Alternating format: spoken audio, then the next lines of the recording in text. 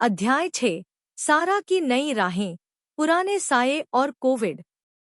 जब से कोविड आया था, सारा का कॉलेज बंद हो गया था और वह घर लौट आई थी। कॉलेज की रौनक, दोस्तों की मस्ती, लाइब्रेरी की खामोशी, कैंटीन की गपशप, सब कुछ जैसे किसी अनसुने तूफान में बह गया था। उसकी क्लासें अब ऑनलाइन हो गई थी और वह अपने कमरे में बंदसी रहने लगी थी, जैसे कोई पक्षी जो उड़ते उड़ते बीच आसमान में रुक गया हो। खिड़की के पास बैठकर वह अक्सर बागीचे को एकटक निहारा करती, जहां कभी हंसी की खनक गूंजती थी, अब वहां पत्तों की सरसराहट भी बोझिल लगती थी। क्या यही होना था? वह बुदबुदाती। कॉलेज का जीवन केवल 2 साल ही चला और अब वह एक कंप्यूटर स्क्रीन के पीछे सिमटकर रह गई थी।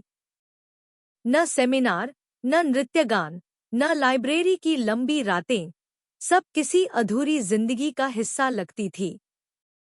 कोविड के कारण आए इस ठहराव में उसकी सोच ने नई गहराइयां छू ली थी। जब वह टीवी या मोबाइल पर कोविड से जुड़ी भयावह खबरें देखती, वह ठिठक जाती। उन लोगों का क्या, जो अपनों को अंतिम बार देख भी नहीं पाए होंगे? उसकी आंखें नम हो जातीं। वह मन ही मन सोचती, यह समय किसी परीक्षा से कम नहीं। कहीं लोग जान की बाजी लगाकर दूसरों की सेवा कर रहे थे और कहीं कुछ लोग इस त्रासदी को मुनाफे का साधन बना बैठे थे। पर इस भय और निराशा के बीच एक चीज थी जिसने सारा के जीवन में संतुलन बनाए रखा, शर्लॉक। उसकी विषम आंखों में जैसे अब एक गहराई आ गई थी। वह सारा की उदासी को पढ़ लेता था। और अब शर्लॉक अकेला नहीं था, उसे एक संगिनी मिल गई थी, एक सफेदकाली चितकबरी बिल्ली, जिसे घरवालों ने प्यार से कैली नाम दिया था। एक दिन सारा ने दोनों को साथ साथ धूप सेंकते देखा। कैली शर्लॉक के गले में मुंह छुपाए बैठी थी और शर्लॉक उसकी पूंछ से खेल रहा था। वह मुस्कुरा पड़ी। जानवर भी साथी खोजते हैं, वह सोच में डूबी बोली। शायद रिश्ता किसी भी जीव के लिए उतना ही जरूरी है जितना कि सांस लेना। इन दिनों नताशा भी सारा के विवाह की चर्चा करने लगी थी। सुबह सुबह अखबार से वह अच्छे रिश्ते छांटकर उसकी टेबल पर रख देती। एक बार देख तो ले, नताशा आग्रह करती। माँ, अभी नहीं। ये सब बाद में, सारा कहती और अखबार का कोना पलट देती। यह असहमति धीरे धीरे टकराव में बदल रही थी। समय बड़े धीरे धीरे सरक रहा था।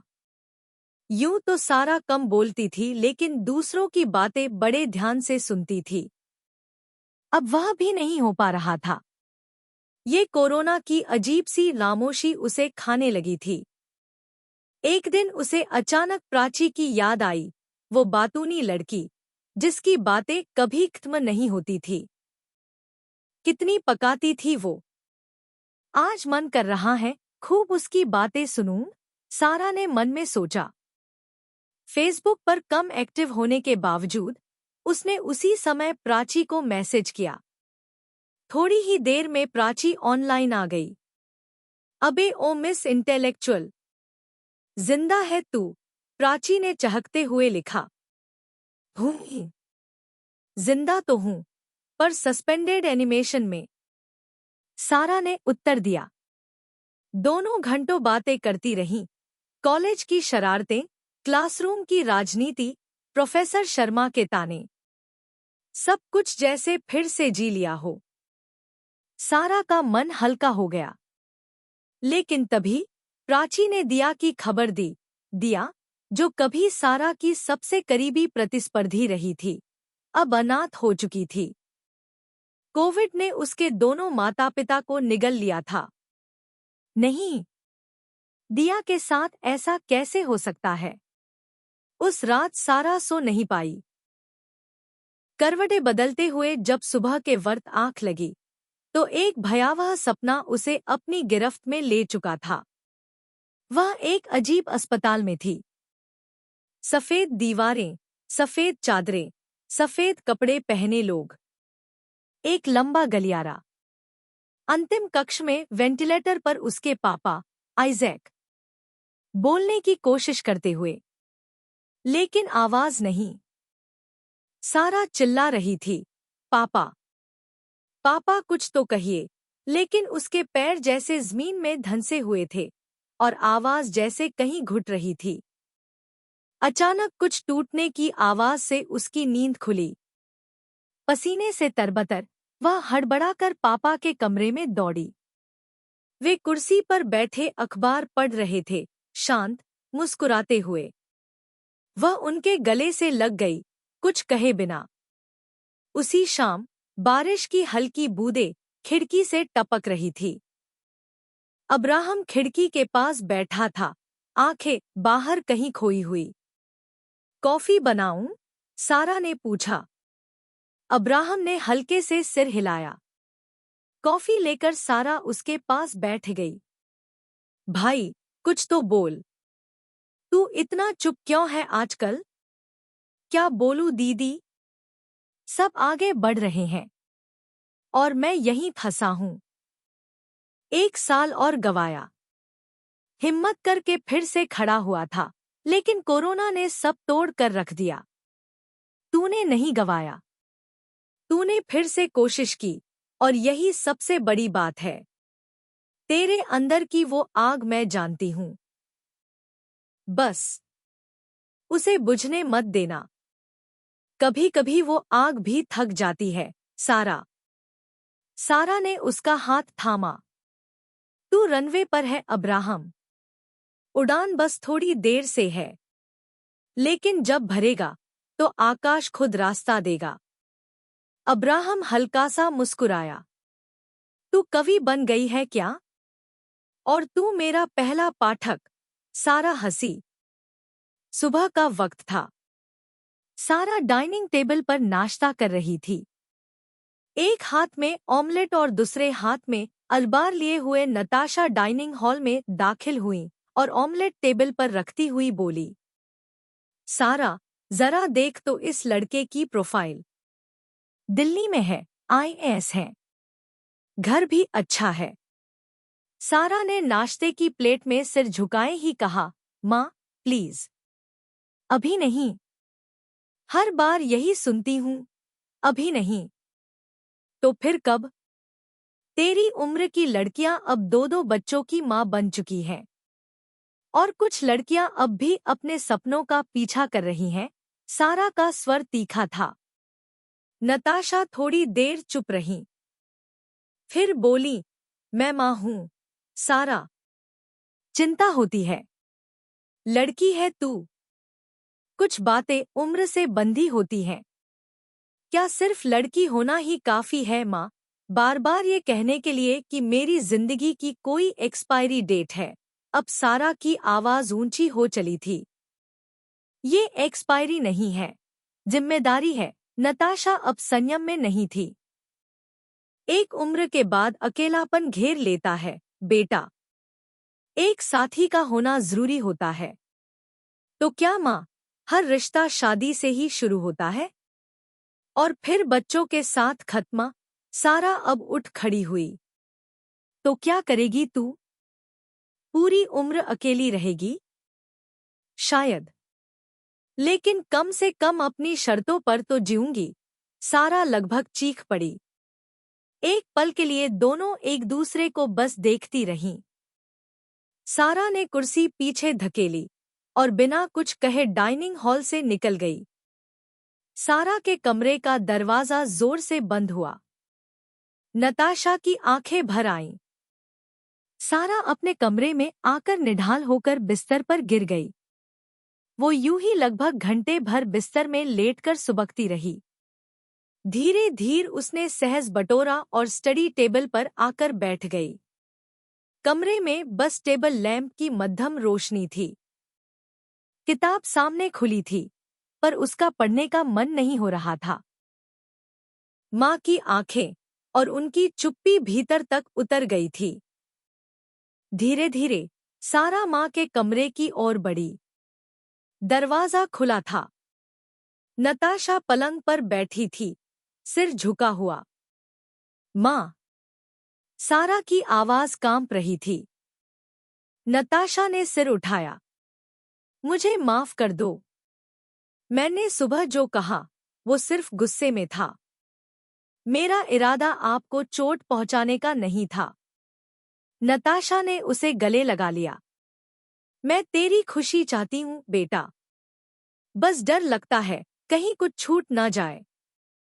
कुछ नहीं छूटेगा माँ, सारा ने धीरे से कहा, पर शायद जो मैं बनना चाहती हूँ, वो आपके सपनों से थोड़ा अलग है। लेकिन गलत नहीं है। शाम का झुटपुटा आंगन में फैला था। नीम की परछाई और चाय की भाप के बीच सारा और आइजैक आमने सामने बैठे थे। पापा। सारा थोड़ी देर चुप रही। क्या आपको लगता है कि भगवान सच में होते हैं? आइजैक मुस्कुराए, चश्मा उतारा और बोले, हो सकते हैं। शायद वो उतने ही होते हैं जितनी हमें जरूरत होती है। लेकिन वो चुप क्यों रहते हैं जब इतना कुछ हो रहा है? दर्द, मौत, असमानता। कुछ तो कहें। शायद वो मौन में उत्तर देते हैं, आइजैक ने हल्के से कहा। फिर सारा की आंखों में झांकते हुए बोले, या शायद हमें खुद ही उत्तर बनना होता है। थोड़ी देर बाद सारा ने पूछा, और शादी? क्या वो भी जरूरी है? आइजैक मुस्कराए। जरूरी नहीं, लेकिन स्वाभाविक है। एक स्थायी रिश्ता अगर सम्मान और समझ के साथ हो, तो जीवन को अर्थ देता है। मुझे डर लगता है, सारा ने धीमे स्वर में कहा, कहीं मैं अपनी पहचान न खो दूं। कहीं मैं किसी की पत्नी बनकर ही न रह जाऊं। और अगर तुम्हारा साथी तुम्हारी पहचान को और मजबूत करे तो? सारा चुप रही। फिर बोली, शायद उस वक्त मैं भरोसा कर सकूं, लेकिन अभी नहीं। बात वहीं अधूरी रह गई। रात को सारा अकेले बैठी थी। खिड़की से आती हवा बालों को छू रही थी, पर भीतर कहीं विचारों का बवंडर था। मैं क्या चाहती हूँ? उसने खुद से पूछा। करियर? रिश्ता? अकेलापन? साथ? शायद मुझे अभी जवाब नहीं चाहिए। शायद बस एक लक्ष्य चाहिए। एक अच्छी नौकरी। अपनी खुद की दुनिया। उसी क्षण उसने फैसला किया। अब वह इन उलझनों से निकलकर खुद पर ध्यान देगी। शर्लॉक उसकी टेबल के नीचे लेटा था, जैसे सब जानता हो। कैली खिड़की से बाहर देख रही थी, जैसे कह रही हो, चलो, अब नया सवेरा आएगा। समय बीतता गया। कोविड की परछाई अब कुछ हल्की पड़ने लगी थी। सारा ने खुद को पढ़ाई में डुबो दिया, जैसे किसी खालीपन को भरने के लिए खुद से होड़ ले रही हो। Online classes, assignments, group projects, दिन बिखरते जा रहे थे, लेकिन सारा अब उनमें एक दिशा खोजने लगी थी। जब थक जाती, शर्लॉक की हरकतें उसका मन बहला देतीं। कभी वह नोटबुक के ऊपर आकर बैठ जाता, कभी उसके कीबोर्ड पर टांग रखकर उसकी रिपोर्ट गड़बड़ कर देता। हट शर्लॉक, तुम तो पढ़ाई के दुश्मन हो। सारा हंसती। कैली दरवाजे से झांकती और जैसे इशारे में कहती, अब मेरी बारी है। नताशा भी अब सारा की डाइट पर विशेष ध्यान देने लगी थी। मूड भले ठीक न हो, लेकिन भोजन में कमी नहीं होनी चाहिए, यह उनका नियम था। फिर वह दिन आया। परिणाम घोषित हुए और सारा ने उत्कृष्ट ग्रेड के साथ अपनी डिग्री पूरी की।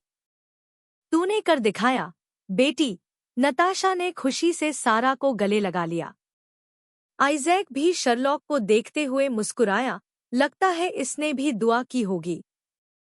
शर्लॉक ने जोर से म्याऊं की, जैसे कह रहा हो, मैं तो गुरुजी हूं।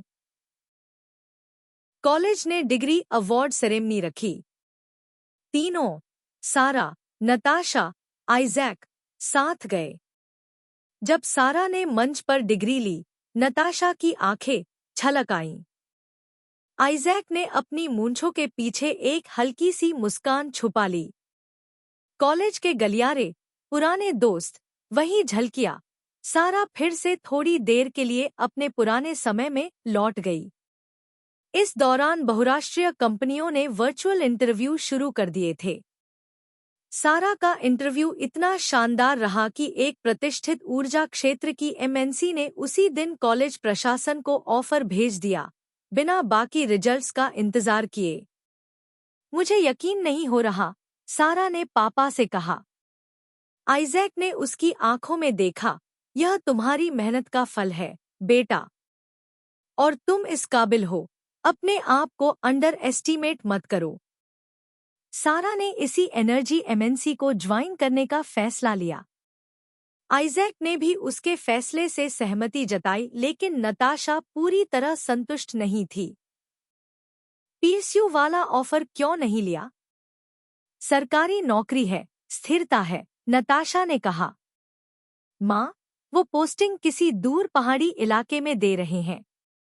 वहां मुझे अच्छा एक्सपोजर नहीं मिलेगा। और मैं सरकारी वर्क कल्चर को पसंद नहीं करती, माँ, सारा ने कहा।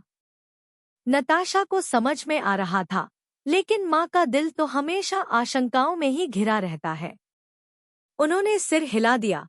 ठीक है, पर ध्यान रखना खुद का।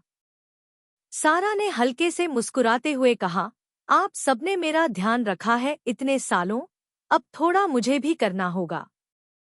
अब्राहम भी खुश था, पर सारा ने उसकी आंखों में एक हल्की सी उदासी देखी, शायद अपनी असफलता की कसक। तू तो रॉकेट बन गई, अब्राहम ने जबरन मुस्कुराकर कहा। सारा ने उसका हाथ दबाया। और तू भी बनेगा, बस अभी रनवे पर है। उड़ान भरने से पहले थोड़ा वक्त लगता है। अब्राहम ने एक फीकी मुस्कान के साथ उसको मूक जवाब दिया। फिर वह दिन आया, विदा का दिन। सूटकेस तैयार थे। नताशा ने पूजा करवाई थी।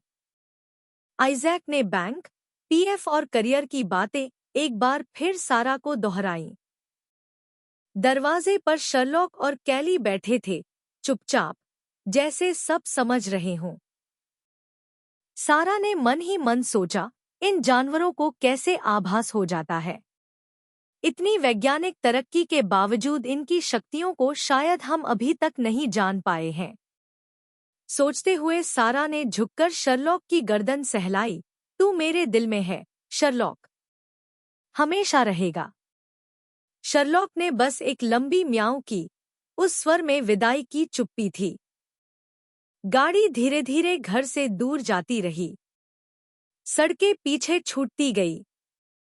बंगले का बागीचा, खिड़की से आती रोशनी, माँ की डांट, पापा की सलाहें, अब्राहम की उदासी, शर्लॉक की आंखें, सब कुछ जैसे किसी स्लाइड शो में आंखों के सामने घूम गया।